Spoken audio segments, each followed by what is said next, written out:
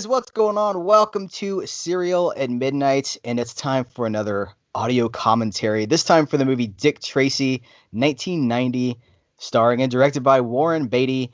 And for this conversation, this commentary of Dick Tracy, I am joined by Eric Grigs. Eric, what's going on? Hey, how's it going, Heath and Serial at Midnighters? The Serial at Midnighters. You are a designer, you're a pop culture historian, and you wrote a killer article about the 30th anniversary of Dick Tracy. You are the man for this job. I hope so. I will try to live up to expectations. I've never seen this movie, and I'm really excited. No, I'm just kidding. Okay, so we're going to count the viewers in. Guys, have your copy of Dick Tracy ready to go. This is going to be a screen-specific commentary. So we're going to count in 3, 2, 1, and we're going to hit play. So join us. 3, 2, 1, play. I have a black screen. Okay, here comes the Touchstone logo. Yeah, Touchstone. In black and white, right? Yeah, black and white. That's an interesting choice. And not Disney, which I think we'll talk about as we go through it. Yeah, could you imagine if this was a Disney, like if this came out under the Disney umbrella, it would be but then again, the promotion from Disney was through the roof on this movie. Yeah. They were expecting that they had the next Batman on their hands, I think. From what I remember and what you see in the news articles of the day. So, yeah. But Touchstone was the label for their R-rated fare, primarily. So yeah, with so much, I think, gunplay and other themes in this, it definitely was not going to be released under the Disney umbrella. But the promotion at the Disney parks, all of that was just it was a Disney movie in that sense of the word. Yeah, the Batman connection is real. This entire movie, I feel like Batman is just kind of hanging over it. I think that I'm sure this was in development before Batman debuted in theaters, but it feels so influenced by it as far as like the iconic nature. I mean, even these matte paintings. I guess these are matte paintings, but I love the way that everything's moving, everything's alive. There are lights flashing, there's steam smoke coming out of the smokestacks. Everything has this living, breathing city feel, and I don't know. I miss matte paintings. I miss the look at that. I mean, it's this mix of it's like art come to life. Yeah, definitely. I mean, it's probably one of the last movies that was shot entirely on a soundstage. You know, even Batman the year before. You know, they just built huge London sound stages and shot exclusively on that, and just movies aren't made that way anymore. And so yeah, those matte paintings that we saw and the ones that we'll see throughout the movie in composite shots are just gorgeous, and it's just a lost art, you know. It is, yeah, the lost art of like the stage. They don't, it's funny because if you're looking for now, it kind of dates movies. Like if you watch Batman, they keep driving by the same same buildings over and over and over again. I noticed that in this too, but it's okay because it's a comic book movie. And I don't know, there's a conversation this is maybe not the time to have it, but the suspension of disbelief. Do we want, how far do you want realism to go in a movie like this with such ridiculous over the top, like this guy, Littleface? Oh, Littleface is just like the pinnacle of the crazy makeup of the Chester Gould villains here. But I feel like the specter of Batman just kind of hangs over this whole movie with the score and the cinematography and everything. The performances, like Al Pacino had to have been tapping into Jack Nicholson. Like he saw, everyone had seen Jack Nicholson the year before, and they had also seen the paycheck that Jack Nicholson got the year before. One of the things, that's a good point, a good place to really start with this. This is like I think it's a $47 million budget, which by, adjusted for inflation, that's not nothing, but that's not a lot of money for this kind of a movie. This is a super ambitious movie. True, yeah. With a ton of A-list actors in it. William Forsythe writing his name, writing a message on the wall with his Tommy gun. Yeah, I mean, if you would think of what this movie would look like if it were made now, and your point about the budget too, it would be a wholly different movie. Just from the special effects, the cast, it just would be astronomical to make in the way that movies are made now. It would all be CG as well, and it would have this. I think one of the reasons I connect with this is because it's tangible. It's those matte paintings. It's the practical nature of everything. The effects are done with makeup, and I don't know. It's not real life, but it feels like a comic book brought to life in a way that I don't know. I don't know how to relay that to people that have grown up with Christopher Nolan's Batman movies or whatever. Like, they're so grounded in reality. This is not grounded in reality at all, and yet it does feel real. So it's a complete manifestation. Like this guy's nose, like, that's not his real nose, right? Like, that looks like a makeup nose. Yeah, what you're saying really resonates. It kind of exists in between those two worlds of, look at the shot. Look at the colors. Yeah. The Nolan reality and the kind of CGI fantastical. It's kind of in between those two things. Like, yeah. Feel like you could go to this otherworldly place. In fact, I remember the year this came out being in Disney World, and their main street was kind of painted in the primary Dayglow colors and looked like that. Like, you could just step into that world. You knew it was, artifice, but it was one step closer to reality, but so removed from it. But not in a fake way that sometimes CGI looks. Yeah, so here's Paul Sorvino, who was the same year he's in Goodfellas. And here's Madonna. You want to talk a little bit about Madonna? I know you're a big Madonna fan. Yeah, I will try to not make this the Madonna commentary, but no promises. She's singing Sooner or Later here, which went on to be nominated and won the Academy Award for Best Song that year. Stephen Sondheim's songs throughout the film. There are going to be 4 that we hear that made it onto the soundtrack, which was a big get. I mean, Stephen Sondheim is huge. Kind of a big deal. Yeah, kind of big deal. Yeah, he did a few things. And I think Madonna holds up here. A lot of people feel like she is not, of course, the best singer ever, but she's got some vocal chops. She does a song with Mandy Patinkin later. Yeah. And it's good stuff. I think she came off of a string of flops. She begged, in a sense, Beatty to give her this role. She really campaigned hard for it. They ended up in a romantic relationship around the time because of it. But I think her casting is well done. As with, most of the villains here too, that it is an A-list who's who of celebrities at the time. I'm sure Beatty just called in all the favors, and you can tell they're having a great time. Yeah, you can. I think she's great. I couldn't imagine anybody else. And maybe that's just a testament to the success of what she does here. But I really couldn't imagine anybody else performing, doing what she does in this role. Because there is, well, maybe here's the thing. And this is, I don't know how to talk about this movie without talking about the clash of tones. Because it is a comic book movie. It is family friendly in some parts, but it is sometimes shockingly violent. Like, there's a body count in this movie. There's some really intense violence. And the lust of Warren Beatty for Madonna hangs over this entire film. It's just this very real sexual lust over it is so weird because, well, there's nipples in this movie. We have to say that. This is a PG Disney produced movie with nipples in it. And with some extreme violence. And so there's this weird, it's not just this movie. A lot of movies were like this back in, the 80s and the 90s, and maybe even until the early 2000s, where things would just switch on a dime.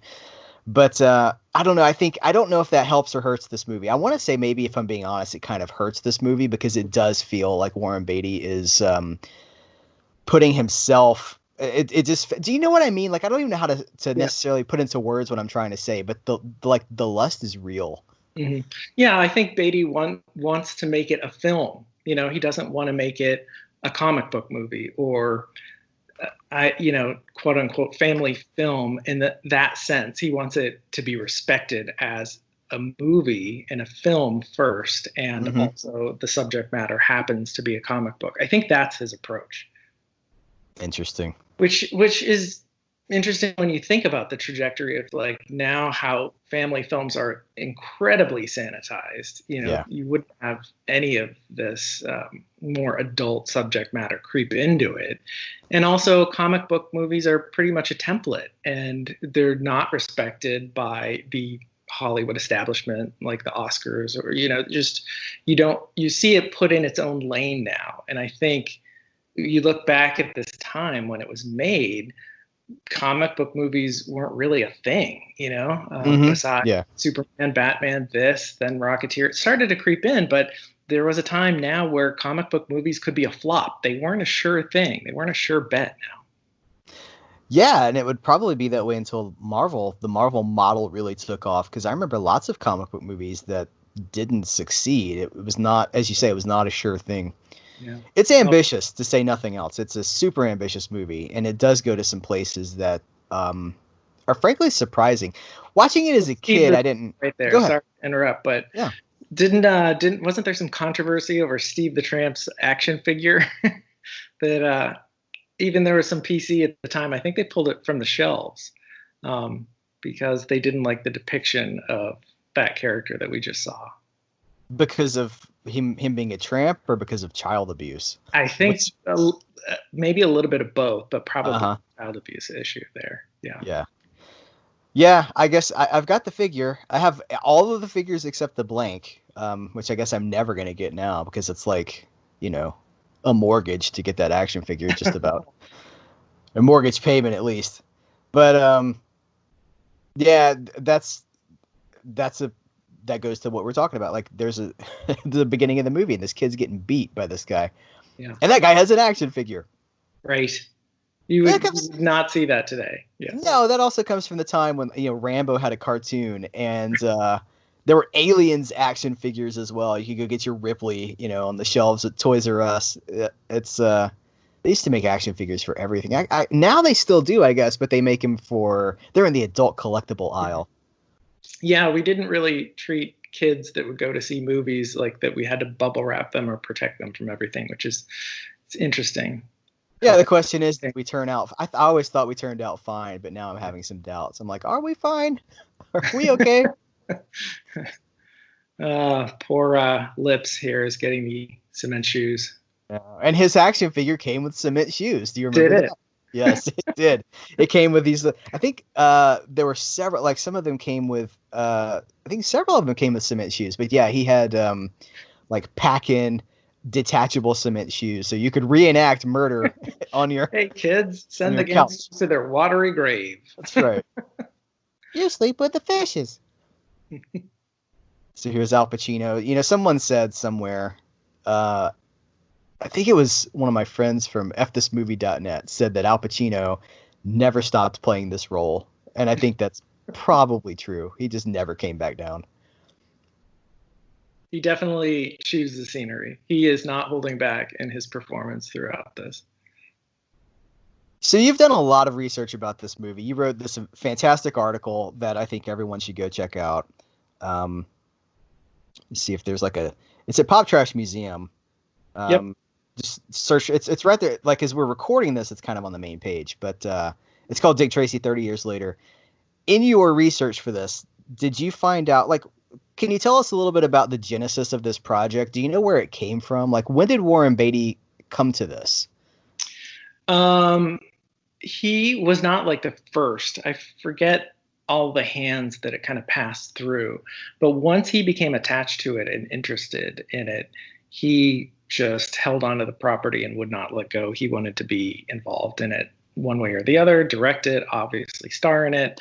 And it's an interesting thing to talk about what happened afterwards too, because he still owns the right to Dick Tracy until he leaves this mortal world. He is either going to produce a sequel, which is likely to not happen now, obviously because of his age, or some other Dick Tracy movie or event until until he no longer has the rights.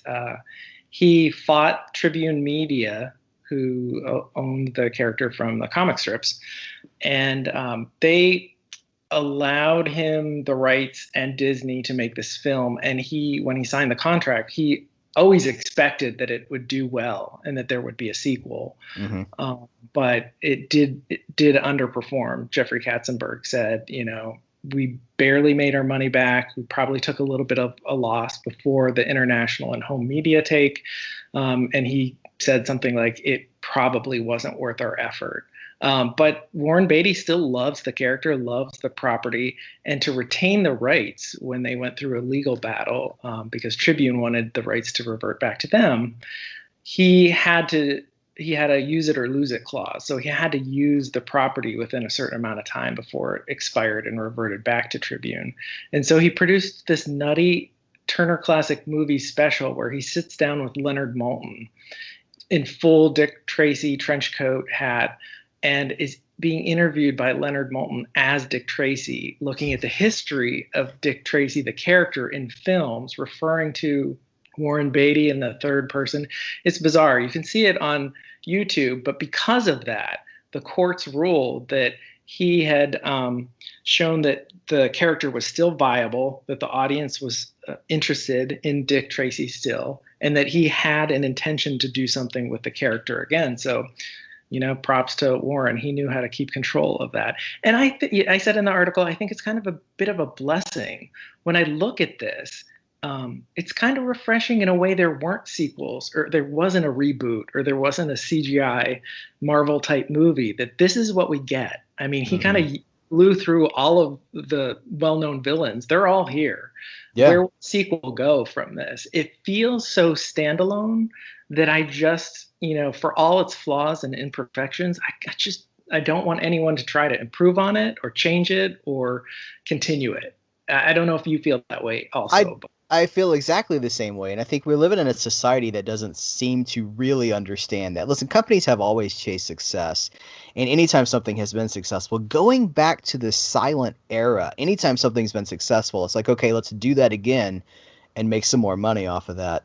But there's obviously diminishing returns. Yeah. And now more than ever, we seem so focused as a society on we make things disposable, and then we're like, okay, when's the next one? Marvel movies cost the GDP, they cost the gross national product of an entire nation, and then they come out and they're like, all right, when's the next one? It's this very disposable model. And so financially driven, because if you're putting that amount of money on the line to make it, it's, you're making decisions based on the economics of it. Is this going to be a hit? Is this focus group to death to be like, what will audience think? Will it bring in the money? And they're not going to make a decision that's more artistically inclined. Like we might see some risks and some chances over the safe bet. And this came up in the Rocketeer commentary as well, that, thank goodness there's just one, because it makes that thing special. This movie is special because it is a moment in time captured forever. And there's nothing, there's other Dick Tracy, but there's no other Dick Tracy movie. You have the serials, which we need to talk about, but we should talk about where the character came from and everything. But because there's no remake, there's no 2015 remake or anything like that. It is just 1990s Dick Tracy. And that makes it special. That makes it how many times has a company tried to capitalize on the success of something, or it's not even the success of something, but the name recognition? Oh, it's Dick Tracy's a recognizable brand, so let's make another one. And then it doesn't even, I don't want to name names because I don't want to step on people's toes. Mm-hmm. But I think we're all thinking of some pretty egregious examples of things that are, sequels or remakes in name only. And it doesn't work. It never works out. People want Friends to reunite. They like, bring back Friends. But do you think that that's going to be remotely anything like what you remember it being? Now that everybody's 25 years old, like, no, it happened. It's over. Love what exists without trying to just drag this name back out and capitalize on memories or something like that. So we're blessed. We really are blessed that, and we grew up, you and I are close in age. We grew up in a time where this stuff, that whatever this is like noir inspired, comic book inspired. I mean, we had Batman, we had Dick Tracy, we had The Rocketeer, we had a lot of stuff that was kind of looking back at it was kind of retro, but through a filter of modern pop. It was like modern pop looking back at these very classic Batman the Animated Series. You know what I mean? It's this very stylized, specific thing. Indiana Jones is another great example of that. And shortly, like mid '90s, it was over. That was over. And I don't know that we've ever really gone back there again. But we were kind of blessed. I think a lot of us that lived through this time really. This is a gateway for me for classic movies, talking about the serials and stuff like that. Would I be as interested in Humphrey Bogart movies or, whatever if I didn't have characters like Dick Tracy and The Rocketeer and Indiana Jones kind of holding my hand to guide me into that world? It's an interesting question. Yeah. Commenting on where we're at in the movie, we just saw the stenographer was Kathy Bates. Yes. Which, interestingly, right at this time, I think she went from this relatively, I think, kind of unknown or, character actor to Misery, and then won the Oscar, I believe. And then it was obscurity after that, never to do anything else again. No, I'm just kidding. Where is she now? Kathy Bates. American Horror Story, just cashing those checks. That's right. So why do you think that... why do you think this failed to connect? Going by if we believe what Katzenberg said, they made $160 million internationally, so it did like. Now we can't take into account promotion. I have no idea what they spent on promotion, but it did essentially make like 3 times its budget. Why was this not like $1 billion movie success? What do you have any theories? It's a good question. I mean, when we talk about success, it's all relative and comparative. And I think it, as you said at the beginning, it really did live in the shadow of Batman. I mean, the year before, Batman just was a juggernaut that didn't stop. It was just money over money over money. And this, next to it, it was never going to live up. Even if it did well, it still would have been kind of a disappointment, There's the infamous Madonna nipples, which is so... when I rewatched this, I was like, I didn't remember that. I didn't either. I was like, because it's Blu-ray and like I'm watching it now on a larger screen. How did I miss that as a kid? And maybe that speaks to why movies like this could have tonality differences. Because when you're watching it as a kid, you're watching the action and the crazy villains and the makeups, and you kind of miss some of the adult things that go over your head. But as an adult, you rewatch it and you're clued into some of the double entendres and the things that are under the radar, which again, they don't put things like that in family friendly films anymore to enjoy it on 2 levels like that. I saw this on a summer break at my grandmother's house. Like I was spending the week with my grandmother, summer of 1990, and she took me to see it. And she was like, "Are you sure you're allowed to see this? You're sure your parents aren't going to be upset?" And I was like, "Why is she asking me this?" And then even after we saw it, she's like, "Your parents aren't going to be mad at me?" And I was like, "What?" I thought it was the violence. And then you get a little bit older and you're like, "Oh, this wasn't on my radar." I don't know why. It was 10 years old for me. Why was it? Maybe with the DVD, even I don't remember that scene being what it is. Maybe, as you say, it's the Blu-ray. Maybe the high definition transfer. I'm like, oh, yeah. I don't know, but I mean, to go back to what we were saying about why did it fail to connect, I think it was kind of the tonality all over the map in many different ways. That Batman was also a marketing juggernaut. And I remember Dick Tracy trying to kind of repeat that Dick Tracy action figures and T-shirts and posters and all of that came with it. And I wonder if people were confused. Like, is this a kid's movie? Is this an adult movie? It's got a lot of A-list celebrities. That, like, the comic book movie mold wasn't really solidified, right? So it's like, who is the audience for this movie? I think that might have been one of the problems. I have to say, I'm being honest here. I love this movie. The tone is kind of a mess, and I don't. To your point, they're figuring things out, but Mm. it does go. It's very broad at times, and then sometimes it's very not broad. It's very pointed, and it's very. I don't know. It's challenging for me now to be like, hey, there's the voice of Roger Rabbit. I can't remember the actor's name. Um, not Al Pacino, but the other guy. But And Dick Van Dyke. Dick Van Dyke, yeah. Amazing, yeah.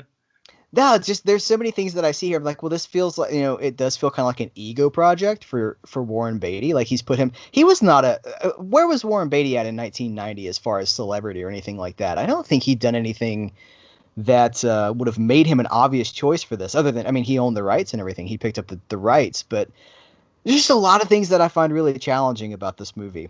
Yeah, As an adult. He was coming off 3 years earlier. Ishtar was a colossal. It's the definition of a bomb. Right. Running away from that press. So I think he had a lot to prove with this. But it speaks to really loving a property and believing in it. Like I think he probably grew up and remembered Dick Tracy, the serials and the comic strips, and felt an affinity for the character and wanted to do it right. Which, back to what you said earlier, it does. Some folks' hearts aren't in it. They want to just make the buck. They don't really care about the source material as much, as long as it makes money, and change details about it and whatnot. But that's one thing it's got going for it, I think. It does feel personal, in the best of ways and in the worst of ways sometimes, because of that whole the off-screen affair with Madonna bleeds into the on-screen stuff too. And for some, that's it's neither good nor bad. It just is what it is. There's so much of him in this movie, and I guess he went on after this. Immediately after this, his next movie was Bugsy. Did you ever see Bugsy with? I did. Yeah, I loved that movie, and I think I loved it because of Dick Tracy. Yeah. I was like, oh, this Warren Beatty guy, I'm going to watch that. And, personally, it's funny because he went from, this high-profile TMZ affair with Madonna and Dick Tracy to starring in Bugsy with Annette Bening, who would be his wife after that. Mm-hmm. And she was the one that kind of locked him down. He had the reputation in Hollywood as being, dating everybody. And so it's for him and his personal and in the public eye persona, this was like a very interesting time for Warren Beatty in the press. Yeah, this is kind of like Warren Beatty at a crossroads, because he'd been the party boy for a long time, even through the failures. So I'm reading a book right now about Chinatown. It's called The Big Goodbye, about the movie Chinatown. And he's not in Chinatown, but he's all up in the narrative of Chinatown. And the party stories, man. Ooh, it's that living out loud, man. But yeah, I was looking up his IMDb page. So before this, 1981 was Reds, and then Ishtar, as you mentioned, in 1987, and then Dick Tracy in 1990. So like an entire decade, just about off the map, or being on the map in a bad way. So it's interesting. He had Tom Cruise level dedication to just drag this project across the finish line. Just be like, I'm making this happen. Dick Tracy's happening. Yeah, and I mean, I guess this is an interesting conversation that we're talking about, that reviewing and looking at the film itself versus looking at everything that was going on around the film. What was happening in the press, what's happening in the personal lives of the actors, how people greet the characters outside of the movie. Those are two very different things. One of the things too is probably time to bring up that I mentioned in the article that I wrote, that I'd love to get your response to, that before the film even premiered, Madonna was on her Blonde Ambition tour, and about 3 to 5 months before, she was finishing the North American leg. And there's a set piece where she does the I'm Breathless Dick Tracy song, a couple of the songs from that. And her dancers are all decked out in yellow trench coats, and they're singing one of the songs, and it's got like, overt sexual themes using Dick Tracy's name.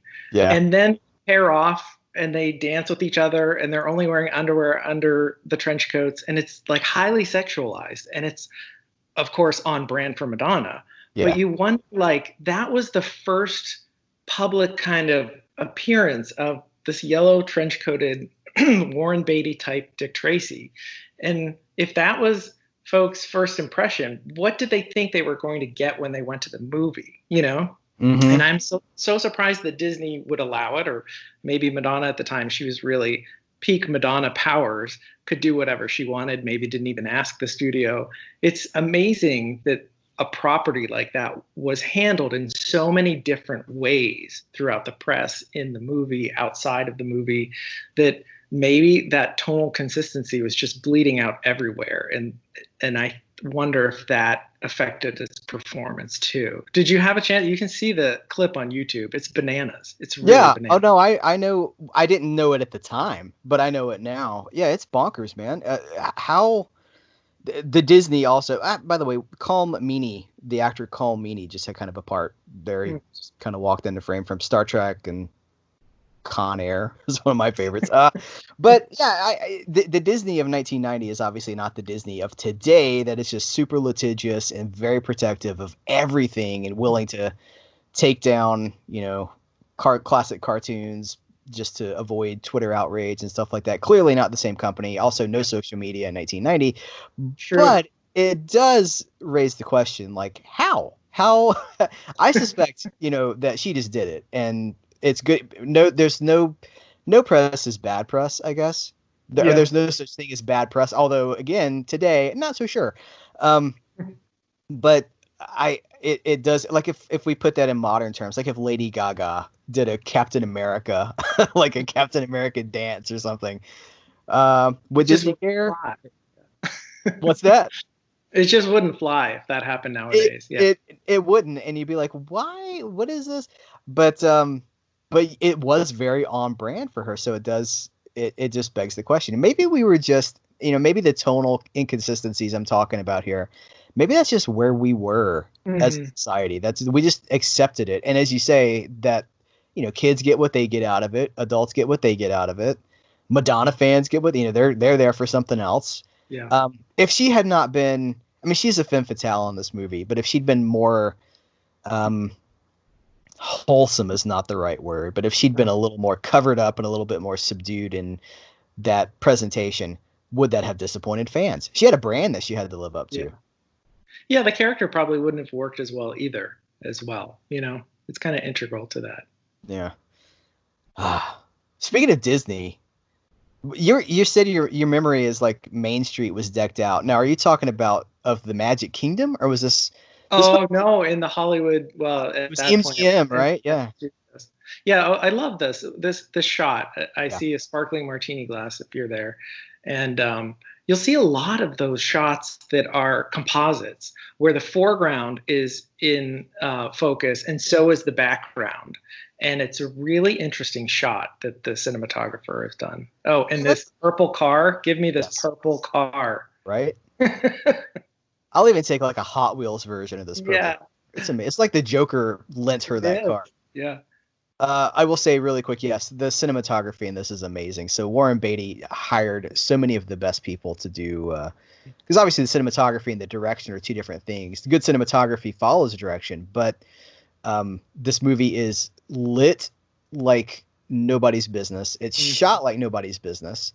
The shot compositions, as you say, lots of composite shots. Even the we were talking about the like the matte paintings and stuff like that.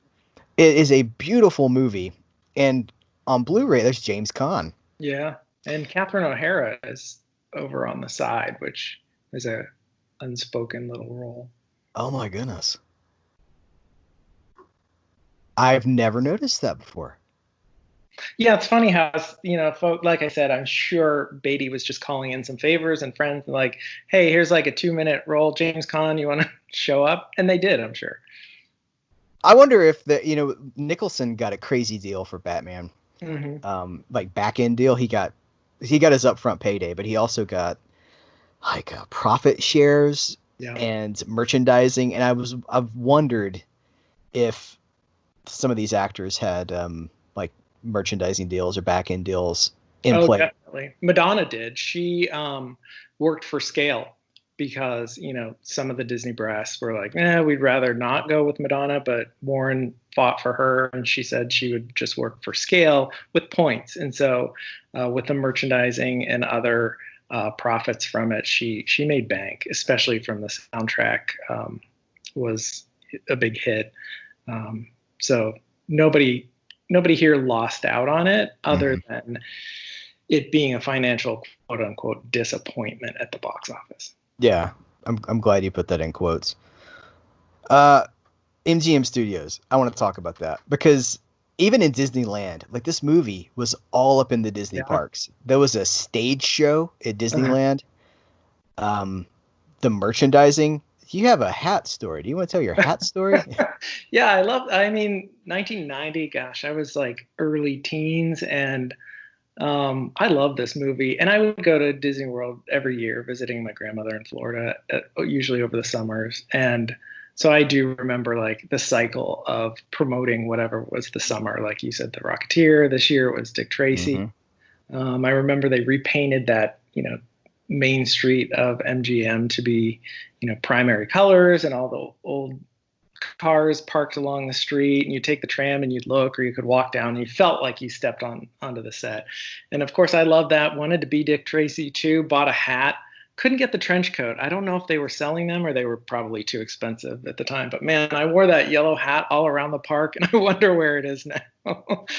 I don't know, like I said in my article, I don't know if that makes me too cool, uncool, I don't know, but at the time too cool. I just loved it.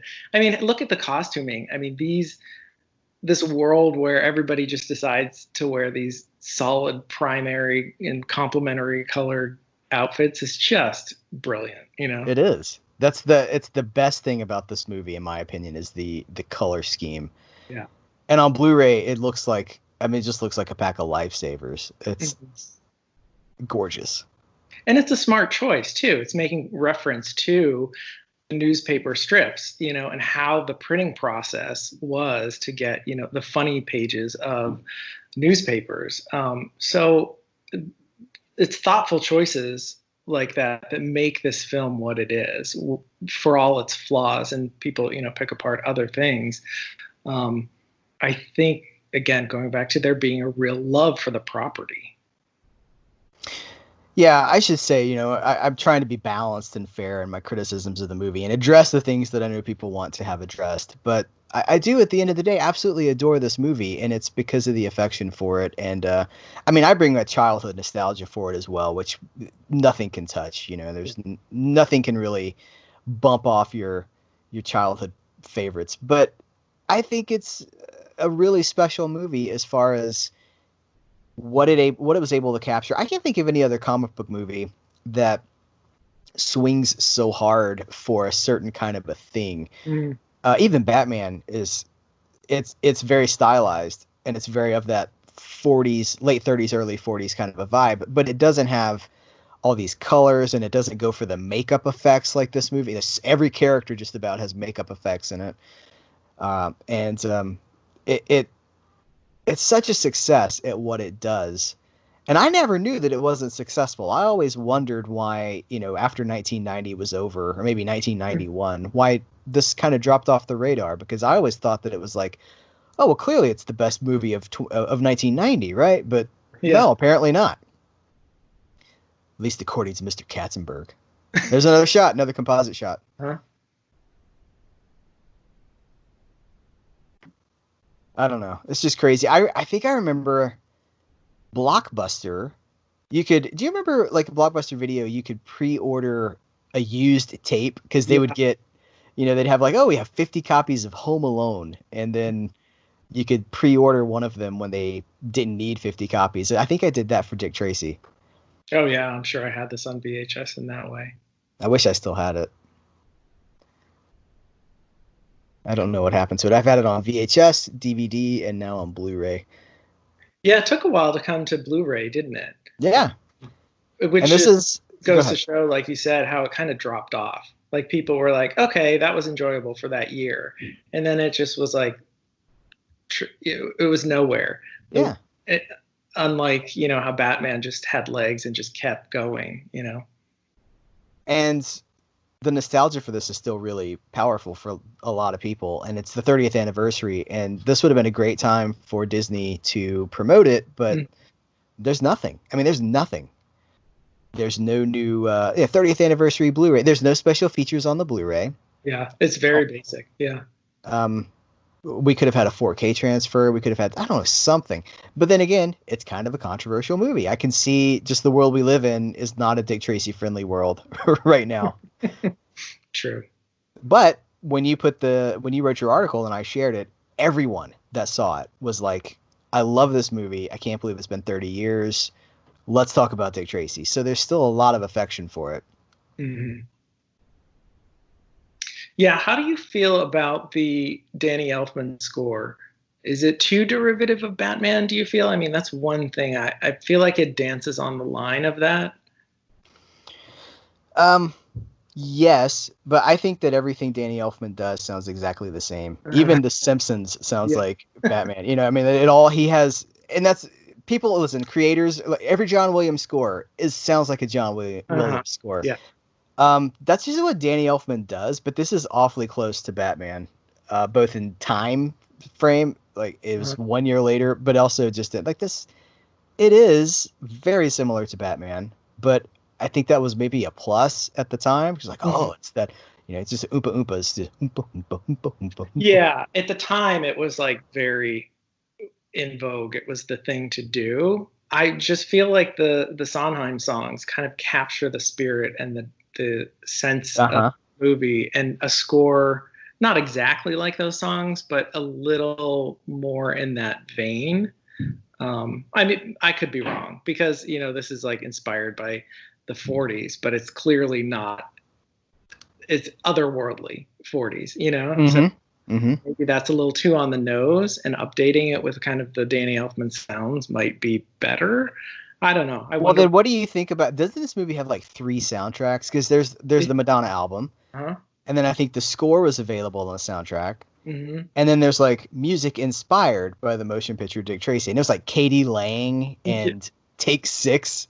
Do you remember that? Yeah, I do. But yeah, it's very strange, and I don't know if you can find that third one very easily. I'm sure it's out of print. I think I've got it somewhere. I'm gonna have to pull it out and see if even then, like, those songs are not in the movie. I think maybe 1 or 2 of them is like there's some song where it's like. Yeah. I think that's on there, but yeah, I just remember like I got that soundtrack. Maybe I didn't even get it. I feel like I got it. You know what I think I did is I think I checked it out from the library and I copied it on cassette. And I was like, this doesn't make me feel like Dick Tracy.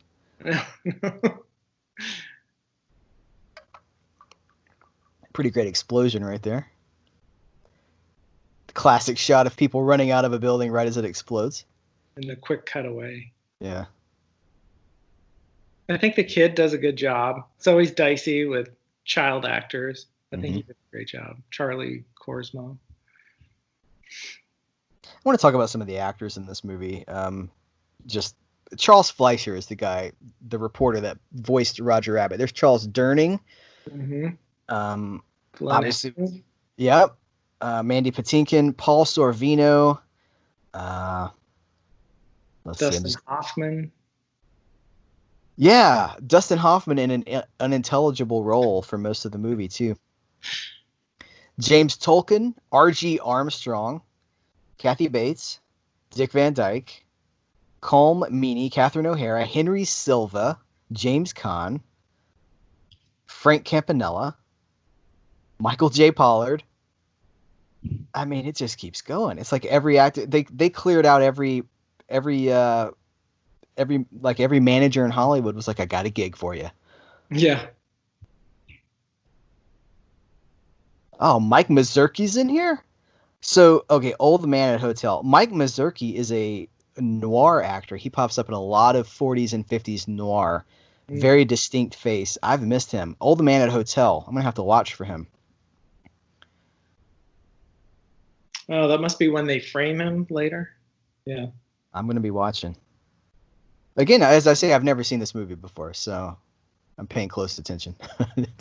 Shocker here, Dick Van Dyke. What? Oh my goodness, I did Now not. this shot looks straight out of Batman. I have to say, Yeah. that's a Batman shot. I like it though. Yeah. Bruce Wayne's parents are buried somewhere in there.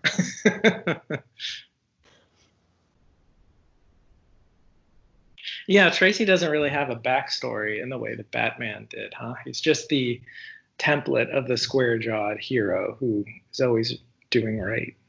Yeah, this would be a good sequitur to like. Did this make you want to read any of the comics, or had you read comics, the Dick Tracy comic strips prior to this? No, I remember because of the movie, I read some of the more recent inspired comics that came out of it, and I went back a little bit just because the villains are so amazingly graphic and well created that I would look at them and read some of the strips, but it never made me want to delve back into that. So that's a sad thing on my part.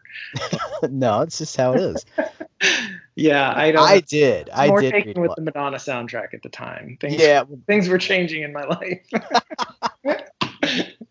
Well, I did. I had to go back and read the comics. They had a hardcover edition at the library. Again, the library. But I haven't checked anything out in the library in probably 20 years. Now I just buy it. I just make my own library. What's the psychological reason that I feel like I have to collect all this stuff? They had a hardcover called The Celebrated Case Files of Dick Tracy. And it might have been a tie-in. I'm not sure if it was a deliberate tie-in or not, but it was like an anthology of the best of the Dick Tracy comic strips, and it had all the villains. Flat Top was in there, and all the villains and stuff.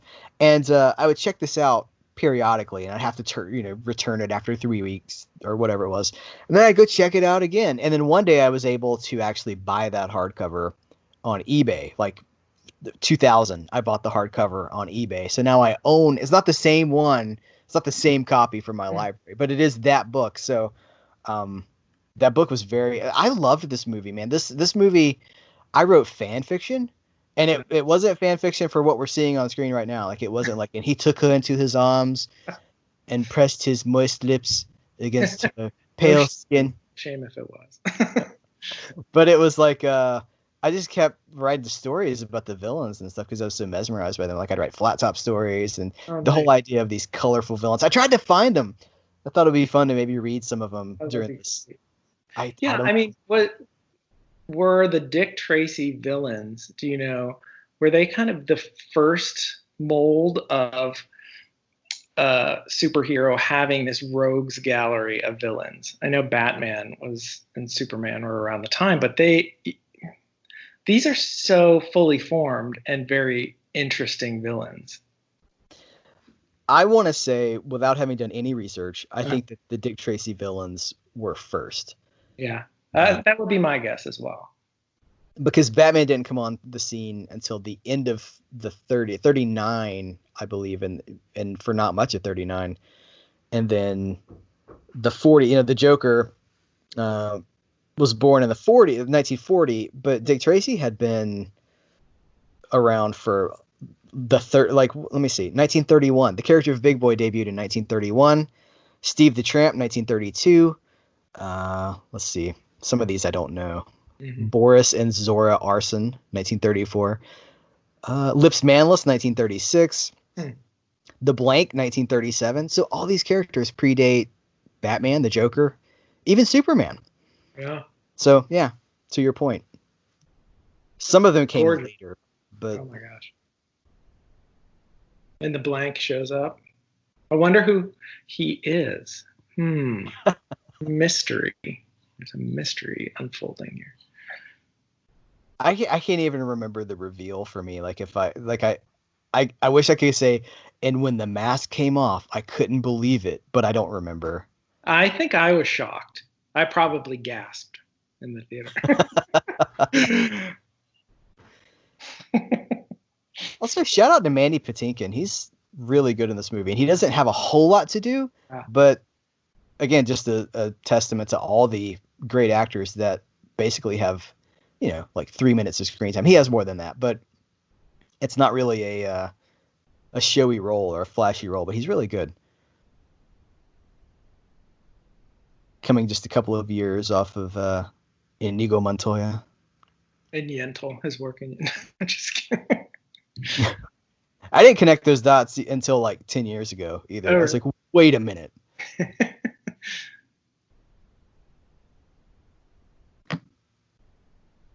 Smoking, that's another thing they can't do in movies anymore. Yeah, I just recently came across an old ad with the Flintstones, and it was like Flintstones sponsored Winston cigarettes, and there's Fred and Barney smoking, and they go to the back of the house. So yeah. Let's go to the back of the house, Fred. Bizarre. This is just smooth. That's right, Barney. Yeah, I just recently read an article too. I want to say the Atlantis Disney animated film has a character who smokes, and that might have been the last time that we saw Disney approving of smoking on screen. Wow. Allegedly, there's a 2 hour and 15-minute cut of this movie somewhere, and I would love to see it. Yeah, do you know what got cut? What scenes were on the cutting room floor? Because when I watched it to write the article, I was like, there are things that I think I would even cut from this version. Mm-hmm. As much as I love the Madonna songs, some of the choices of one of the scenes that we'll get into later, that it goes back and forth to her performing at the club, and I get it's establishing like where she was at that moment, but it just goes on too long, and it just seems very strange. But I bet there were other more interesting things that might have landed on the cutting room floor of that were more plot based. I would love to know, and I guess we're never going to find out because it's been 30 years and that cut has not, as far as I know, it hasn't resurfaced even unofficially as like a fan, a bootleg at conventions or anything like that. But yeah, to your point, there are things here that well, it's maybe 10 minutes too long. Mm-hmm. But this comes from a time, it's already only an hour and 45. It's time to start the petition. Release the Beatty cut. Oh, man. Hashtag release the Beatty cut. 10 people will sign this. I'm genuinely, I'm like, do we do it? It's got to get that started. It is an interesting question of like, what is just sitting in vaults deteriorating or lost forever? There are plenty of those great Hollywood stories that you read about, and you're like, why does the public not have access to it? Why are studios sitting on some of that? Mm-hmm. What if it was just like 30 minutes of love scenes between Warren Beatty and Madonna? I mean, I'd watch it, sure.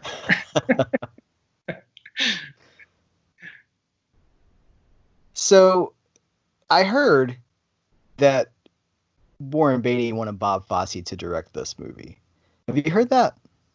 No, but I think that would be kind of great. Interesting for sure. Finished the Fosse Verdon FX show, which I thought was phenomenal. Made me want to go read the book that it was based on.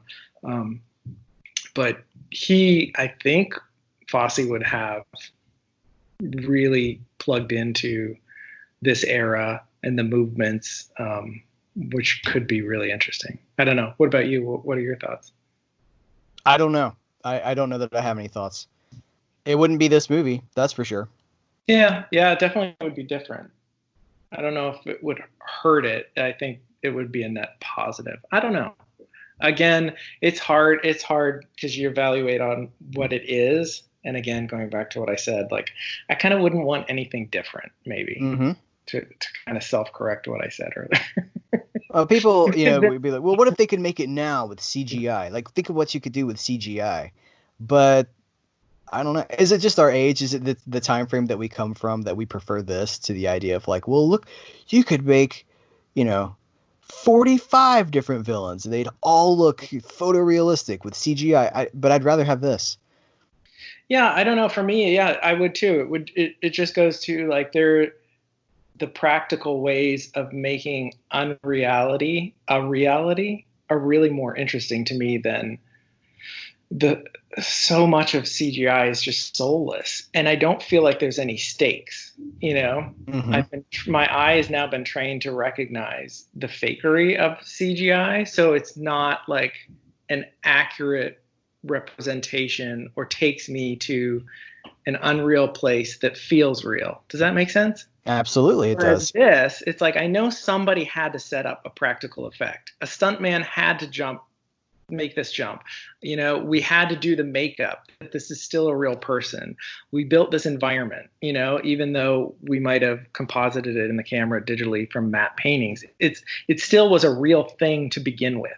However unreal this world is that's being presented to me. So I think it hits me on a more authentic level.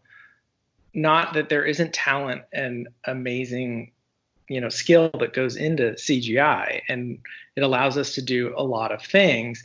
It's kind of like the Jurassic Park model of like, just because you can do it doesn't mean you should. And speaking of Jurassic Park, that's kind of where Jurassic Park is the beginning of the end for me. And so is that the Micro Machines man? Yeah, I think it is. Uh-huh.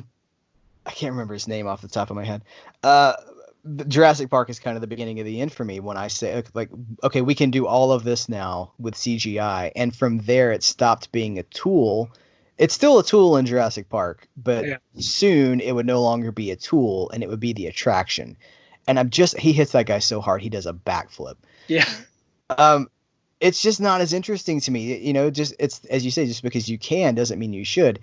And so many times now they're like, we'll just do it digitally. We'll fix this digitally. And again, it may just be our age, but we do have the benefit. I like to think it's wisdom and experience. We do have, I love this shot, this cinematography of like the just walking towards camera. There's dust because it's so highly lit.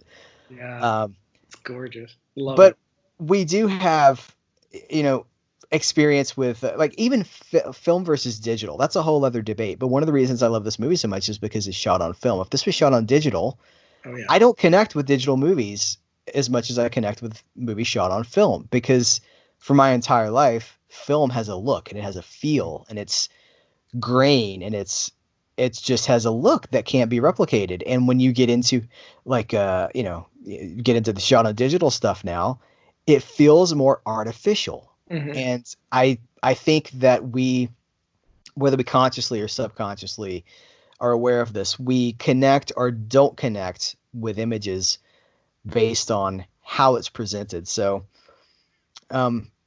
even, there's so many things that aren't necessarily called out. The camera angles in this movie, there's a lot of Dutch angles. There's a lot of Dutch tilts that let you know, it tells your brain, even if you don't visually pick up on it and go, oh, look, the camera's tilted. Your brain says, okay, the camera, something's not right here. Something is askew. I just feel like we're losing some of these filmmaking techniques as we've gone into CGI, shot digital. I just feel like a lot of this stuff's being lost. But maybe that's just the old grumpy curmudgeon that always rears his head. It's true. Like, what did I do?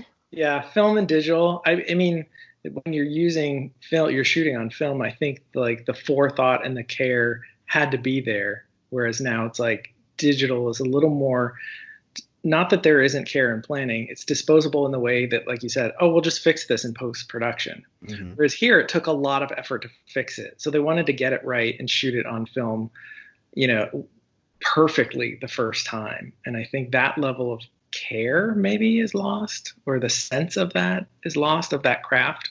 Mm-hmm. Yeah, maybe so. Something has changed. Something is different. And it did start for me. It started with Jurassic Park. And by the end of the 90s, things had changed so drastically that movies like this became a relic. They became rare.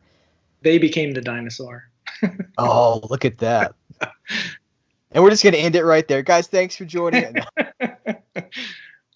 Yeah, I mean, Jurassic Park, wow. They built that T-Rex. That's just insane. And the stories like that, you will never have stories like that again, of how the production went with that. I'm sure there are a million stories on the set of Dick Tracy and these actors and what they had, how they set up the shots and did the art direction and the matte paintings that are, many of them are lost. The ones that you do find are just fascinating, Mm-hmm. And it's not the same as like, I sat for hours on a computer getting this explosion right. I mean, it's fine, but those kind of interesting Hollywood stories are fewer and far between. And it was the tangibility of it that I think we were attracted to as well, because you could go to Disney World. There was at MGM Studios, now Hollywood Studios, unless they've changed it. When people are listening to this, it's probably something else in 2021. It's Guardians of the Galaxy Land or something. Yeah, Guardians of the Galaxy Studios. That's exactly right.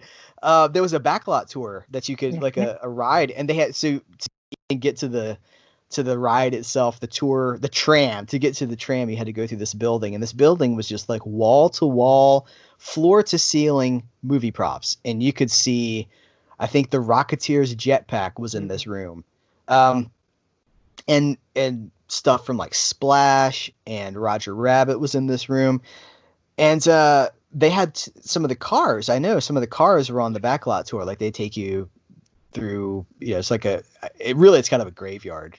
But right. They had like the Flight of the Navigator ship. Yeah, I do remember that. And they had some of the cars, some of the cop cars, I believe it was.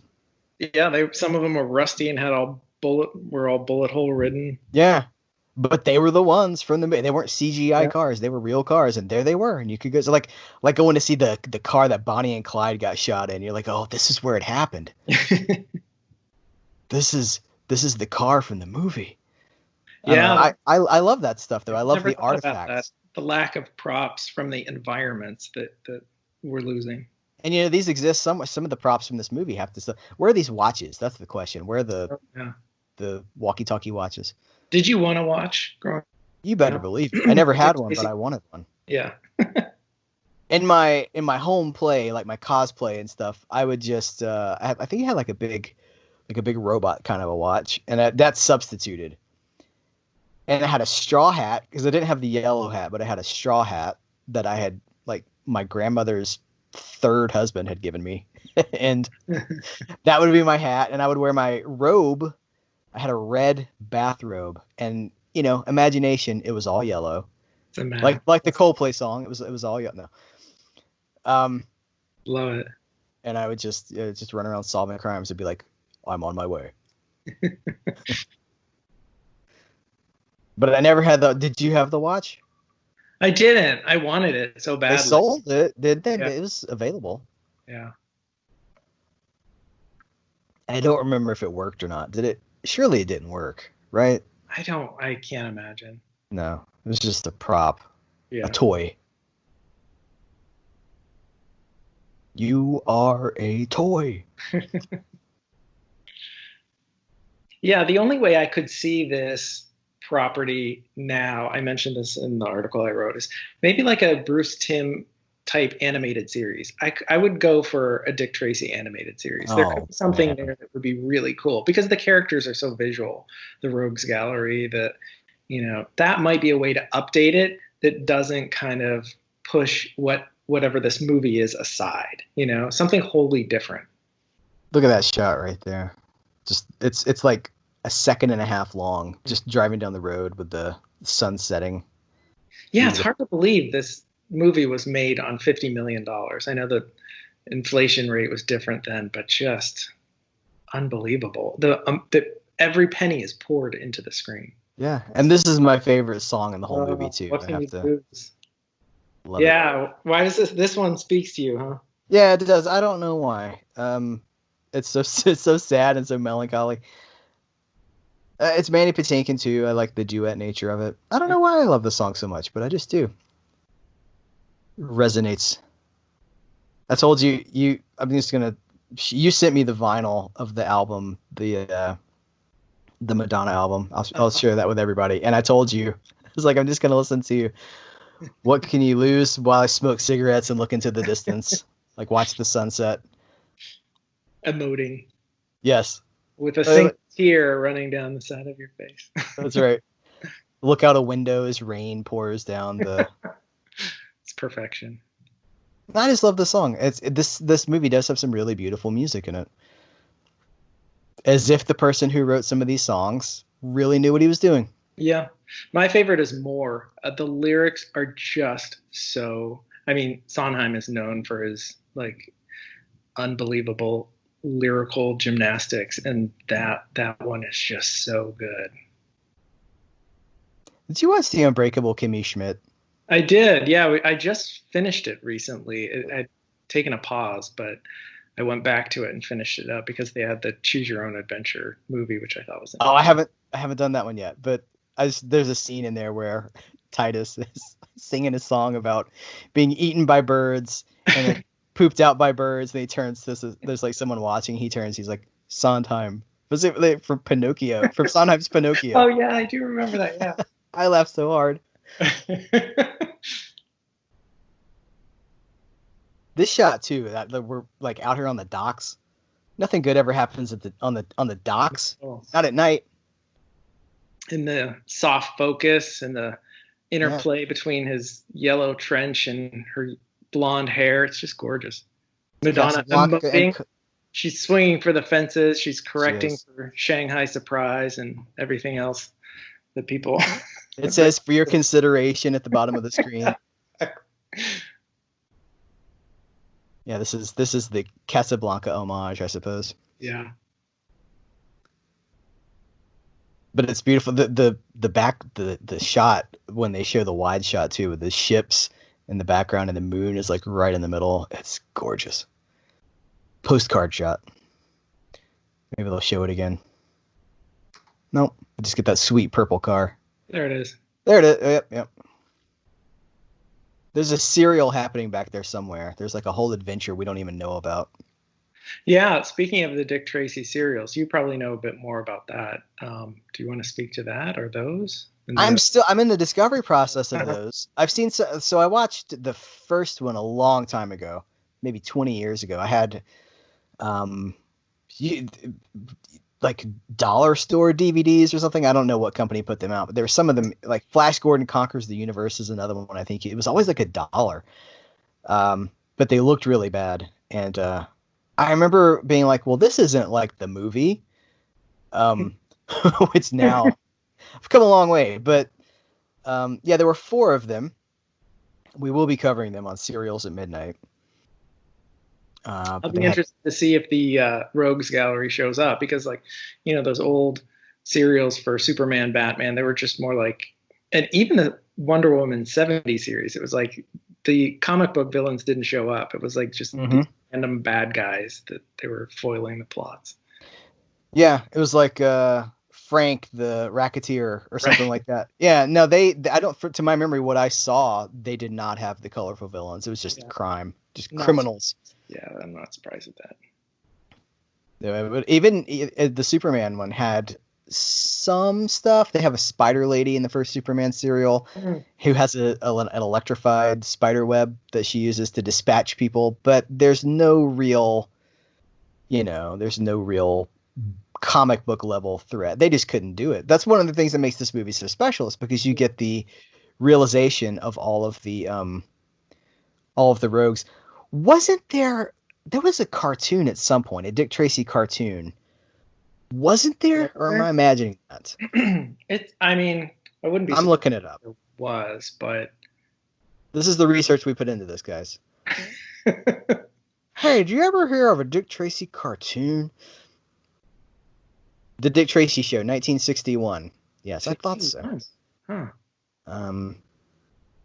It's an American animated TV series based on Chester Gould's comic strip. Ran from 61 to 62. Paul Frees, Mel Blanc. How many episodes? Related shows: The Famous Adventures of Mr. Magoo. In the show, policeman Dick Tracy employed a series of cartoony subordinate flatfoots to fight crime each week, contacting them on his two-way wristwatch radio. Tracy himself hardly ever appeared on the show at all. What? The opening was designed so that local TV show hosts dressed as policemen could introduce the cartoon by barking orders into a prop intercom, with Tracy answering, "Okay, Chief, I'll get onto it right away." A live-action show, Dick Tracy, aired on ABC from 1950 to 1951. Do you think that the movie's performance, again, like, who is the audience for this at the time it came out in 1990? Warren Beatty. Perhaps like our fathers were like, oh yeah, they knew Dick Tracy. They probably had a play wristwatch and saw that cartoon you mentioned. But outside of that, I wonder if it was more reviving this brand in the 90s, that I remember Dick Tracy was still in the newspaper. I remember in the comics, I would see him and his adventures. But outside of that, I don't, and what you just mentioned, did it really exist as a hot property, so to speak? I don't think it did. So.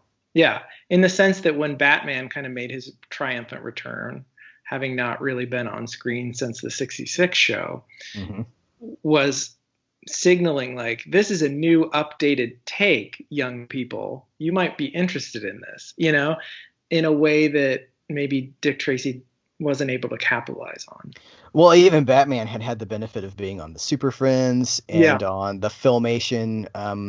Is it Filmation? There's multiple animated series. And yeah, to your point, Dick Tracy did not have that sort of brand recognition or success. I don't think there was anything between the 61 cartoon and this movie outside of the comic strip. But people will let us know. We will get the notes. But I'm not aware of that. So yeah, there was really nothing to capitalize on. Maybe that's why it hasn't really come back since. It's because it's a dead property. I don't know, a dead IP. Yeah. I mean, maybe like you wonder if the recent Shazam movie is somewhat more akin to Dick Tracy in the sense that Captain Marvel had serials, wasn't like an A-list property. I don't know. Yeah, but even Captain Marvel was still floating around DC Comics and popping up in things before the movie. Yeah. So even Captain Marvel was more of a success than Dick Tracy. Although Dick Tracy did have comic books after this. I don't think they did much. I don't think it was. I seem to remember. I know Max Allan Collins wrote the novelization, which I have and I enjoyed. It had the yellow cover, which I thought was just the coolest. But I think he wrote some comic stuff too. I'm gonna look up that while we're talking. Dick Tracy comics.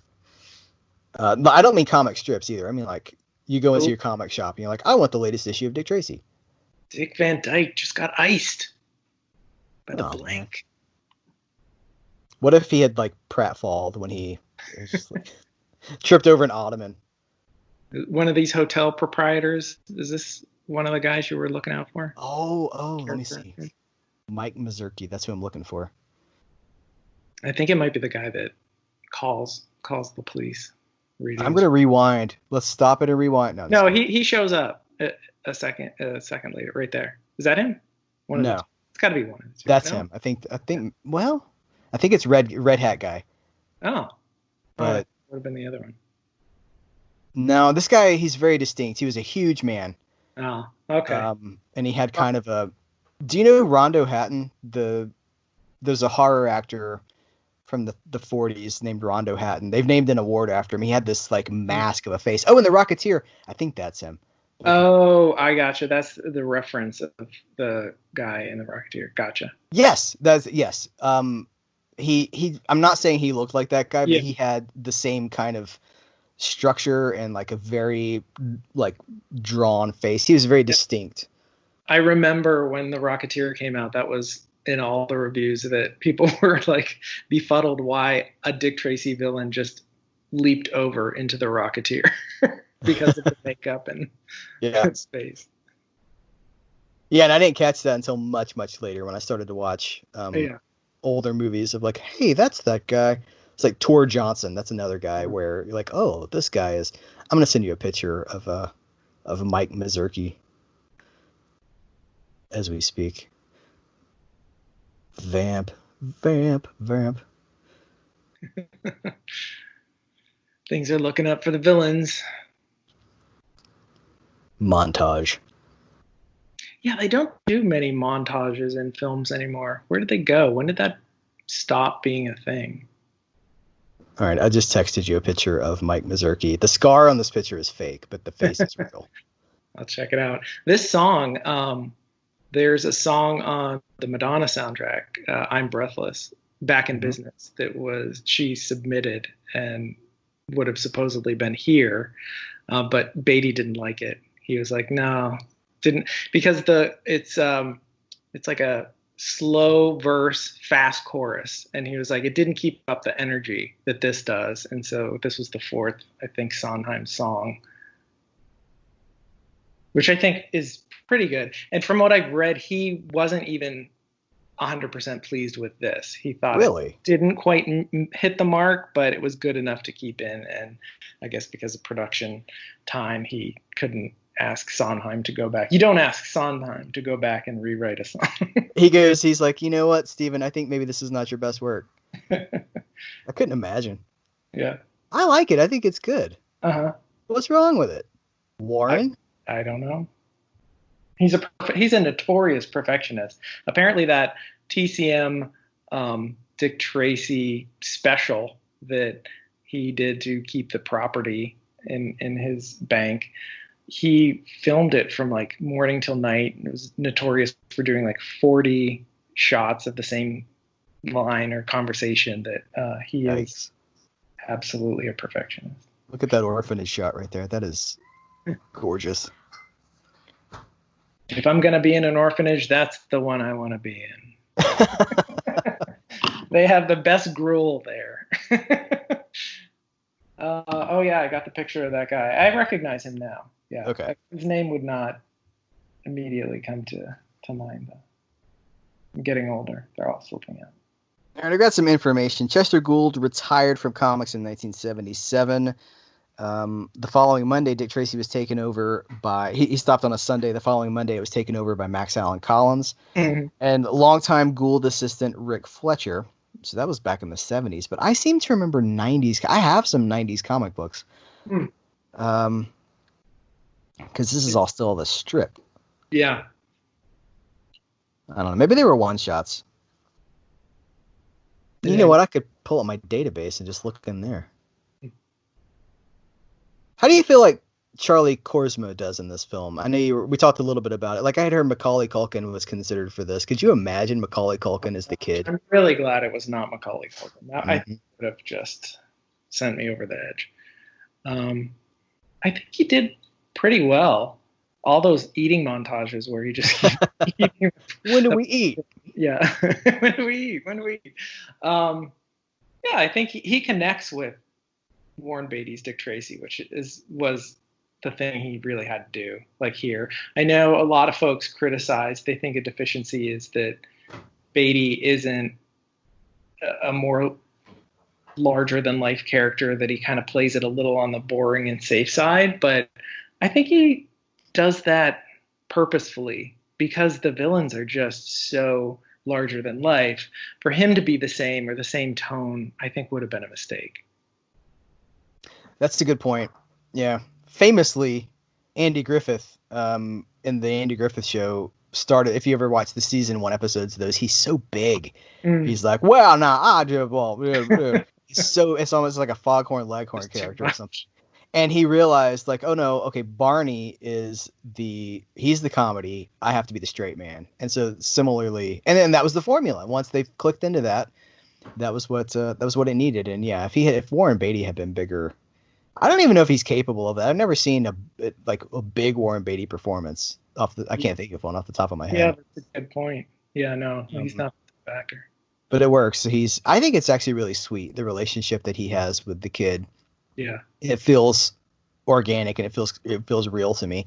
It feels to me like Charlie Korsmo looked up to Warren Beatty in real life. I don't know if that's true, but it feels like it. Yeah. And that's all that matters. Facts don't matter. It's what I feel. I'm just kidding. There's another composite shot. Or it's just a tiny, tiny Dustin Hoffman. Mumbles. 3 feet tall Dustin Hoffman. Should have done the whole commentary just like Mumbles. Sorry, everyone. You have to slow down to understand the commentary.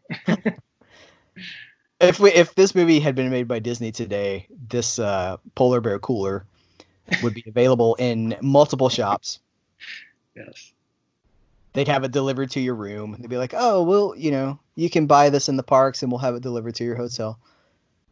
There was supposed to be a Dick Tracy roller coaster or other ride in the park, but as soon as the box office receipts came in, they shuttered that. As soon as they realized they were only looking at $160 million. Exactly. They're like, we're going to paint Main Street, and we're going to have the tram ride just this year, and then we're on to the next. They probably saw, like, the Rocketeer was obviously in development, and they were just moved on to that, and were going to promote that. Which, again, it's funny because that underperformed in the same way that I think the poster, people were confused whether it was animated, that gorgeous Art Deco poster. And I wonder if it's just these are kind of like marketing department fails, you know? That's an interesting point. Yeah, did the just people weren't interested? Well, I mean, people were interested. We were interested, but did they? Yeah. Was it just too big of a swing? Right. You kind of have to bring out a broad audience to have that, and the people that thought Batman was cool and came out in droves, the adults, maybe the Rocketeer, and this, you know, as we said, comic book movies were seen as kid stuff. This is, you know what, we've hit in like a whole thing now. I'm really interested in chasing this. We can't solve it, but that's true because so Batman was super dark, and then Dick Tracy comes out, and this has with the tone issues we've talked about, but it's not super dark. It's actually really bright and pretty and stylized. And then Rocketeer, super optimistic and fun and not consequence free, but it has that adventure tone, that serial adventure tone that Indiana Jones has as well. Yeah. And then Batman Returns, super dark, super successful. And then Batman Forever is the turning point there where they start to get more colorful.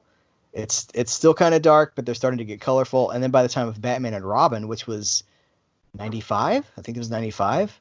Yeah. It's another one that's super bright and super goofy, and it killed the franchise until Nolan came in and made it super dark again. Maybe when you say it like that, that makes you wonder if the studios were trying to figure out exactly what kind of tone did people want. What was going to be the hit, you know, that would get a broad audience to go see a comic book movie?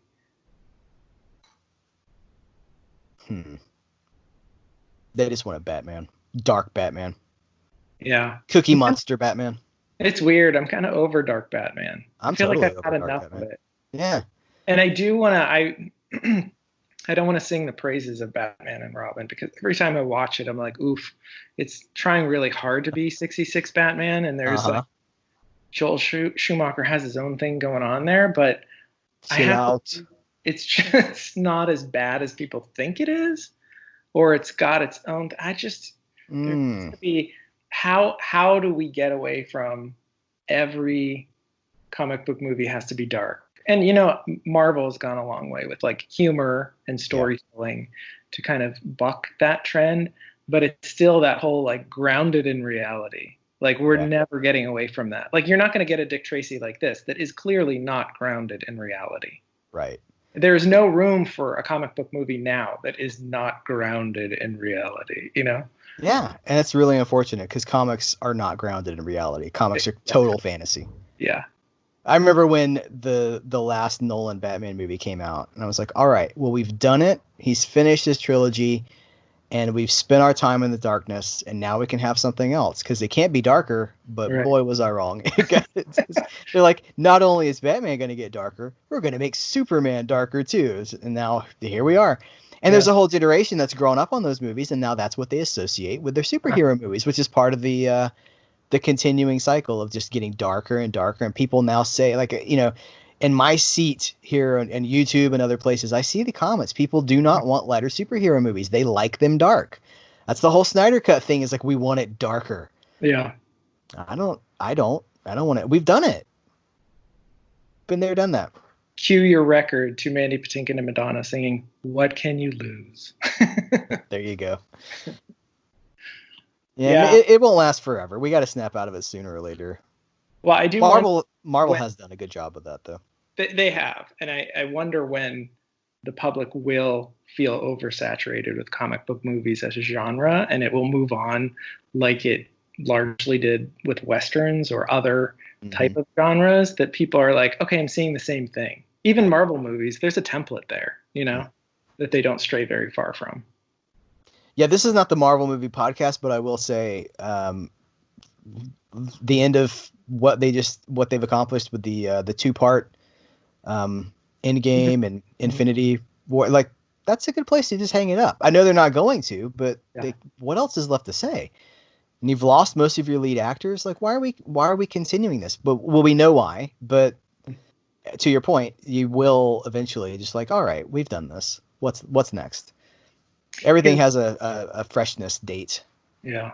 Here's the scene I was talking about, how it just keeps cutting back from the action to Madonna singing in the club, which, for the record, I said is my favorite song on her soundtrack. More, it's really a fun Sondheim song, but it just is like goes on a bit too long, and I don't understand. It's like, we get it, you're establishing she's there in the club and etc., but I think that was a misstep here. It's like in the Phantom Menace at the end of the movie when they're having all these climactic battles, and we've got a battle going on between Qui-Gon and Darth Maul, and then we've got a battle going on with Amidala and the palace, and then we've got the Gungans, and like one of these I don't care about. Yeah. Maybe two of them I don't care about. But speaking of the light versus dark tone approach, we're going into the period of the movie that, I mean, violence-wise to today, it doesn't hold a candle to me saying, "Oh, this is ultra-violent," That's but at the time, though, for what it is, it's very strange for what the rest of the film is. That like Dick Tracy here is now going to mow down all of the rogues along with the cops. I mean, in the climate that we're in right now, it doesn't read great 30 years later. But setting that aside, I just feel like he's on the lam, right? He was arrested, so he's really not acting as a cop, but starts hailing bullets on the rogues.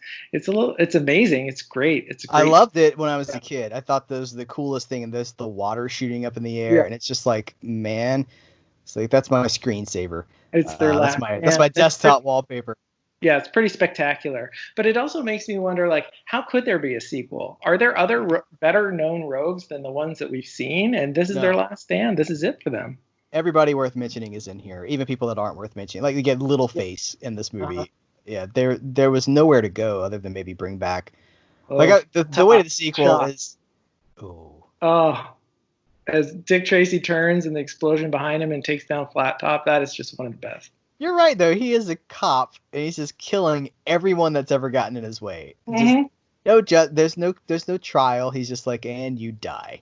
And I mean, for the character, like I go with it just because I tend to be like, this is the movie that's presented to me. I don't have to be like, oh, I would have changed this. But you think of his character throughout the whole movie. He's been the square-jawed detective that always does right. He resists Madonna's, affection because he's, true to Tess Trueheart. But now here it's like everything out the window. We're not going to bring him in by the book. He's done. He's just take him out. Today I settle all my family business. It's like the end of Rambo First Blood Part 2. It's just shooting it, but instead of shooting up files and stuff, he's shooting at people. We have to talk about the writers. We haven't even mentioned the writers, but the guys that wrote this, not counting Chester Gould, who created the characters, but oh my goodness, excuse me, Jim Cash and Jack Epps Jr. are the let me pull up their stuff here. They wrote Top Gun. They had a really great run, and then it was over. So Top Gun in '86, Legal Eagles in '86, The Secret of My Success with Michael J. Fox, Turner and Hooch. I guess that's arguable, but I loved Turner and Hooch when I was a kid. Dick Tracy, and then Anaconda was the last success, and that's in quotes. But and then after that, the Flintstones in Viva Rock Vegas. Well, the ones before, those are solid. They're trees. Yeah. There's nothing in that resume that I'm like, well, they need to write a Dick Tracy movie, but they did. Sure. I wonder how much of this movie was Warren Beatty's will, though. That's a good shot too. The matte painting. I wonder how much of this happened on the set, though, where he's just like, okay, I want you to do this. This is what we're going to do. You say this. So much of this stuff happens not in the script, but on the. I mean, I don't know. Different directors have different approaches. Was he super faithful to the script? I've never read the script. But was he faithful to the script, or did they have a lot of calling it on the call? Ooh, nice shot too. That shot is great. Yeah, when it turns into kind of the profile shadow, I think it's coming up next. Still, it's a closer shot. Is just, I feel like, iconic for this movie. Is it the 4th of July? No, I wonder how much of the movie came. Yes. Yeah, there it is. Because it's funny that a lot of the posters, again, there's so we could do a whole commentary on how this movie exists in the shadow of Batman. Even this kind of final climax scene feels very much to me, even though it was a year later. Again, these were probably in production simultaneously almost. That it feels like the Batman clock tower, It absolutely does. But again, the posters too, Batman even changed the early 90s posters to something that was more graphic, the bat symbol. And then the poster for Dick Tracy was either a more illustrated shot of Dick Tracy and the kid, or that profile that kind of that shot we mentioned a couple minutes ago alluded to. Even Jurassic Park had, the logo. It was a more logo brand based approach to promoting movies. Yeah. And maybe, going back to the marketing, people they needed more from the marketing than just the logo or the profile of Dick Tracy, because maybe they just didn't have the emotional connection to Dick Tracy. I don't know. That was very much the style at the time. I'm also thinking the Rocketeer, as you say, was it was like a art. It was not a photo. It was like it looked animated. Hook, that's another one. Hook was just, the whole marketing behind that was just a picture of the Hook, like a poster of the Hook itself. Jurassic Park, a silhouette of the T-Rex skeleton. You mentioned the clock tower connection. I watched a film noir recently with Barbara Stanwyck called Witness to Murder, 1954, and the whole showdown in that movie it's basically the showdown from Batman 1989. It's like she goes up in this clock tower. It's not a clock tower, it's just a skyscraper, but like it's under construction. She climbs all the way up to this bell tower. The villain pursues her, hanging off the side of the thing, like the whole thing. I was like, was this a known influence on the script for Batman? Yeah. Nothing's new. I say that. The more I dig into the past, nothing is new. We're all drawing from the past. Yeah. Whether it's the Batman church tower, this clock tower, it's all referencing something else, which I think is good and has its detriments sometimes as well. Yeah, I mean, as long as, I think the question becomes, is it obvious? Is it something that, I don't know. Do you acknowledge it, like with Tarantino and stuff? Do you acknowledge the influences, or do you just pretend they're yours? I don't know. I don't know the answer to that, but nothing is new. It's all been done. And movies like these are pulpy, serialized. Well, they're homages to what built, to the entertainment that these, like Warren Beatty, he's acknowledging his childhood. This is his childhood project. This is one of these days I'm going to make a Dick Tracy movie. This is that movie. I guess the same can't be said about Tim Burton with Batman, because he doesn't. He swears he never had any affection. I never liked Batman. Strange. The way to the sequel for this, they could have just had post-credit sequence. Big Boy's hand comes into frame and just like grabs the side of the dock or something like that, and you're like, he's still alive. But then everyone that ever worked for him is dead. So what does he do? He's got to get a new rogues gallery of henchmen.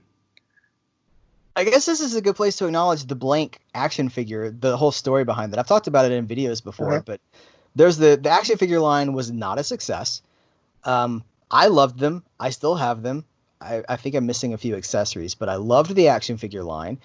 And when it did not meet expectations, the blank was going to be like a short packed figure. If memory serves, it was going to be like the chase figure sort of a thing.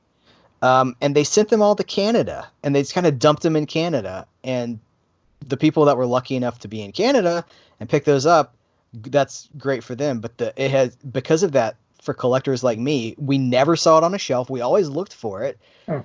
And it never showed up because they had all been sent to Canada. So now it's the rarest of all of them, and it goes for a lot of money. Hundreds of dollars. I was joking earlier, said it was like a mortgage, but it's hundreds of dollars for this action figure. Wow. And it's because of the scarcity. Yeah. There's also concerns over spoilers as well. Yeah, that was my question. How do you release that ahead of the movie or simultaneously? And did the face come off? I believe it did. Interesting. Now I want that figure. I'm going to look this up really quick just to verify. I believe the face did come off.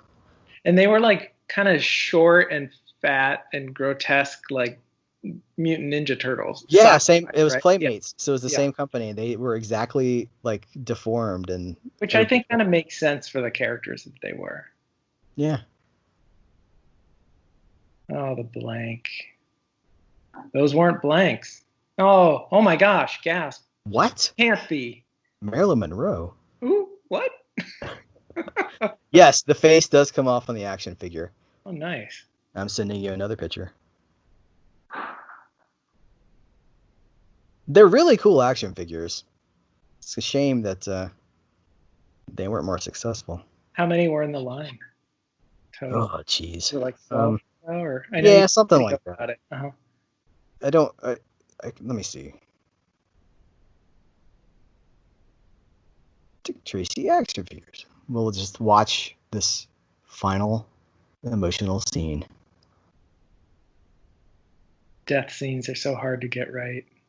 I don't know if she 100% nails it, but for the film that it is. She's still making love to him with her eyes. Yeah, she is.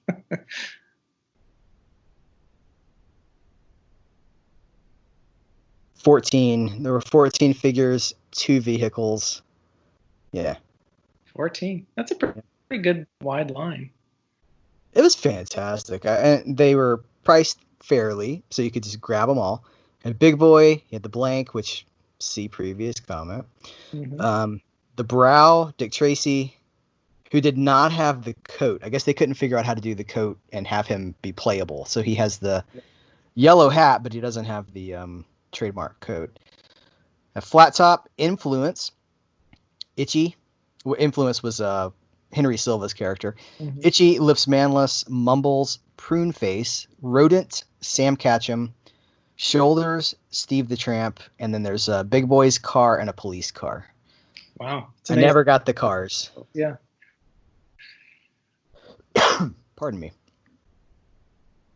If you were Tess, what do you think about this whole relationship? I feel like Tess gets a bum deal here. She does. I mean, I get that it's his character and the choice to be like, he's, the manly guy who just can't admit his love. And there's, the thing with Madonna that creates like tension and trouble for Tess and misunderstanding from that scene earlier. I think it seems right for the era. Mm-hmm. I would love her to be a little more assertive.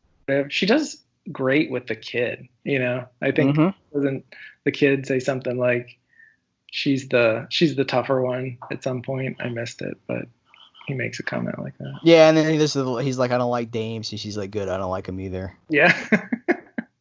Yeah. She was great. Rest in peace, too. Great. Yeah, she was in Dirty Rotten Scoundrels, correct? She was fantastic in that. That's what I remember most from. Shout out to this the diner for Mike as well, the diner guy. He's pretty great. He makes a meal out of like not a lot of dialogue. Uh-huh. He has scenes where he has no dialogue at all, and you're like, hey, that guy. He's enjoying himself. Diner chili. That's another thing. Like, I was always curious about canned chili because he eats chili out of a can, and it's not good. But no. As a kid, I was like, if it's good enough for Dick Tracy, it's gotta be good enough for me. That's why I have a pantry full of canned chili. That's why Dick Tracy is always running. He's full of canned chili. That's why he looks so miserable all the time. Yeah. So he's got a sour face all the time. He's like, Yeah. Yeah. I don't know. I think the pacing in this is pretty good. It could have been trimmed. It could have been a little shorter. It feels like a longer movie than it is, I think. I don't know why It that is. does. Yes, it You know? does. It feels like it's at least 2, maybe 2:10. There's like several scenarios we need to get through for the plot, you know? That's this is an interesting side conversation that we can't necessarily have here, but often movies that are directed by their lead star are overlong, or they feel overlong because they're too close to it. Mm-hmm. And I mean, Warren Beatty's ego is already through the roof. I mean, there's arguably a song about him and his ego. True. Yeah. And Costner is another guy. Like, he cannot bring a movie in under 3 hours. He just physically is not able to do it. Yeah. This is not 3 hours. I'm just saying. True.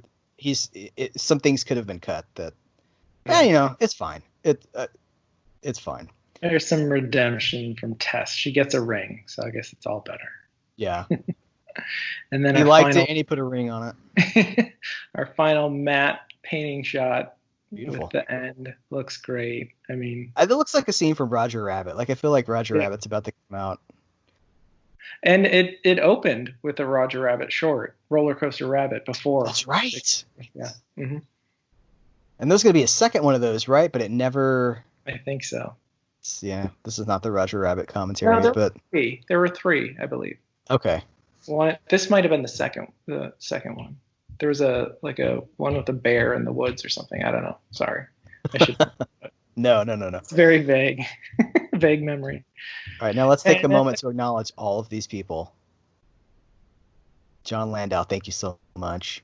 Jim Van Wyck, we appreciate that. Special character makeup, 10 million people, I'm sure. God, the makeup budget and the time people spent in the chair to get the makeup put on, it must have been amazing. Yeah, I would love to have. I don't think there was a making of book. This was the era of the book, the making of the book. I don't think it had one.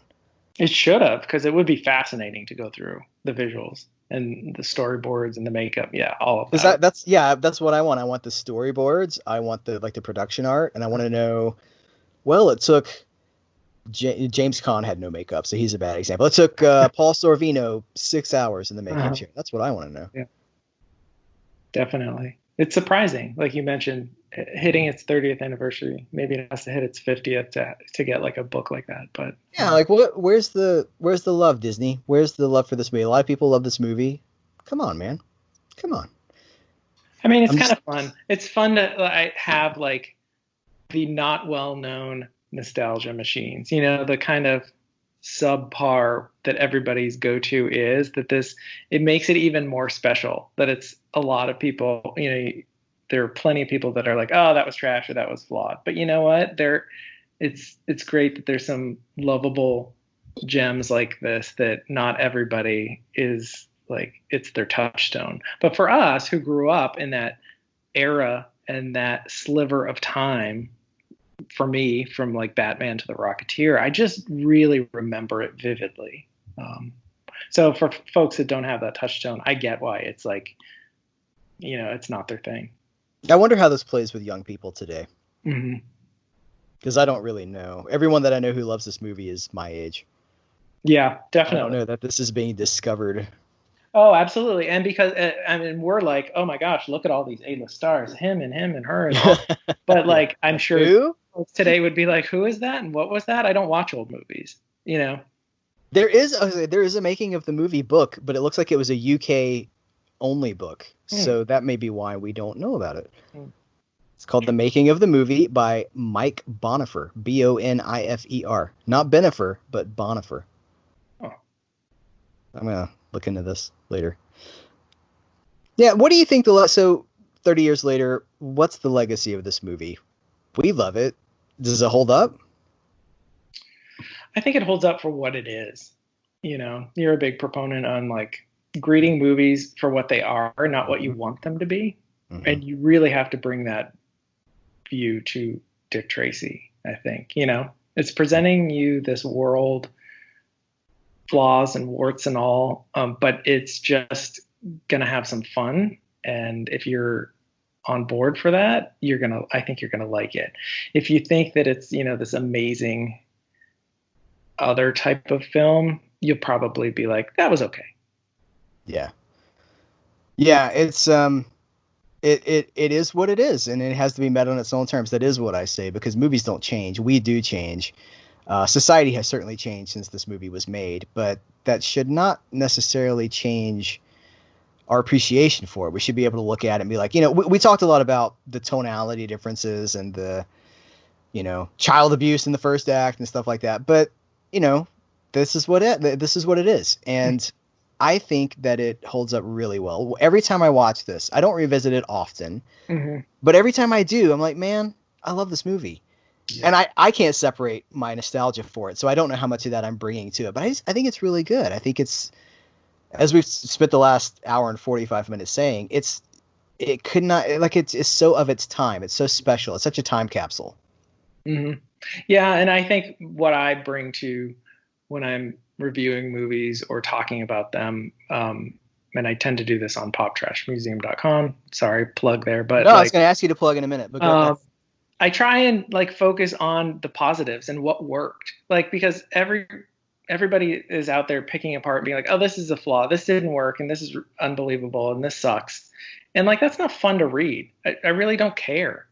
Yeah, there are problems with this movie that we just watched, but the fun part is oh, that's really awesome. Check out that cinematography. Oh my gosh, this matte painting. I'd rather talk about that. And I think I would love to see more of that online and around, to be this, everybody has their own idea of what's trash or treasure, but it's kind of all trash, and let's focus on why we connect to it, not what we hate about it. And so I've enjoyed this hour, Heath. And that's what you've been doing at your website tell people about what you're doing at Pop Trash Museum. That's essentially what you're doing. It's just a bank of articles. I'm inviting folks to write articles. I write articles, features on, music, books, movies, anything in the pop culture.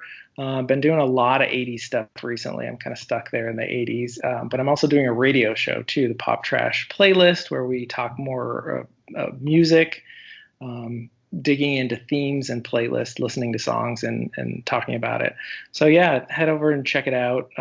Just really talking about what we love, being a little bit of a pop culture archaeologist, digging things up and just reacting to them, because if we don't talk about them, we just lose them. They just kind of go into the dustbin of history, and this is a way to kind of reclaim them and talk about who we are and what we like about it. Absolutely. Anything else you want to promote or plug? Not really, but thanks for inviting me to do this. This was great. I enjoyed it. Absolutely. Thank you so much for being here. Eric Grigs, this was a blast talking about Dick Tracy. I'm going to put links to your website in the description of this video, so if anybody wants to click right through, that's where they can find it. Guys, let us know what you think about this movie. Let us know, we talked a lot about who this is, maybe who it appeals to, nostalgia versus new viewers. If you are one of those newer viewers, or if you're not, we just want to hear from you. We want to continue the conversation in the comments below. Wherever you're finding this, if you're listening to an MP3, if you're watching it on YouTube, wherever this is, continue the conversation. Let's talk about this stuff and elevate it and enjoy the enthusiasm and the genuine love of this stuff, because that is what we do. So, Eric Grigs, thank you so much for joining me for this conversation. Thanks so much. And guys, thank you for watching. Take care, and until next time, we will catch you later.